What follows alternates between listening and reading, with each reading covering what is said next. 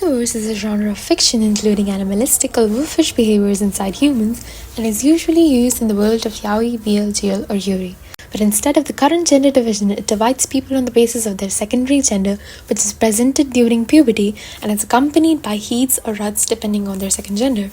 But you might be wondering what's heats and what's ruts. So, Omegaverse doesn't work like the normal humanverse. To make it make all sense, let me first introduce you to some basic terms in Omegaverse. First of all, we've got pheromones. These are basically makes you corny hormones every gender except betas have. Since scent or pheromones are always present on them and can be used as a way to express emotions. For example, let's say you're an Omega. So every time you go into your room and watch questionable stuff, your roommate can smell you getting horny from the next door. Fret not, my fellow brethren, because pheromones can be subtle and controllable, especially with the use of products like suppressants, which, as the name suggests, are basically drugs used to suppress your pheromones. So you too can get horny without announcing it to your whole household, except when a person is in heat or ruts. Okay, so heats or ruts, what is that? Heat is kind of like the female menstruation, where the Omega's body goes into reproduction mode and prepares for carrying a baby. How many days it lasts and how frequent it is depends on the author, but most common frequencies are tri-monthly and yearly. Usually, Omegas can get through heat without a mate, but in some universes it can also be compulsory for an Omega to have a mate while going through heats, a classic case of ducks or die. All in all, to put it simply, heat makes pheromones go crazy, Omega gets super corny, and wants a duck. Heat can also be accompanied by something called nesting. Nesting is the act of an Omega building a nest and resting inside it.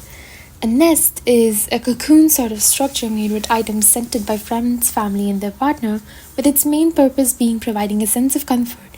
It is considered a very personal space, so letting someone into your nest is like letting someone go through your internet history, requiring a high level of trust. Ruts. Ruts are quite similar to heats, to put it simply again. Pheromones go crazy, gets super corny part 2, but this time it's the alpha who gets corny and wants a duck. But also during ruts, alpha get a new superpower called knotting.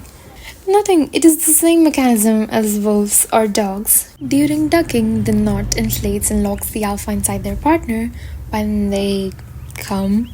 Biologically speaking, only an Omega is able to handle an alpha's knot, and it is done to increase the chances of making a baby. But it can also pleasure the Omega, since some like the feeling of being full. Knotting can also be a compulsory activity in some universes while making or forming a bond. Marking or bonding. This is when an alpha and Omega bond for life. This can be done by knotting while simultaneously biting the Omega's scent gland to mark them, usually for life, and it has to be done by the consent of both people. But in some universes, the alpha can just do it himself without permission. Non-con exists, so yeah. Scenting. Releasing your pheromones onto someone can also be used as a way of comforting. This is called scenting.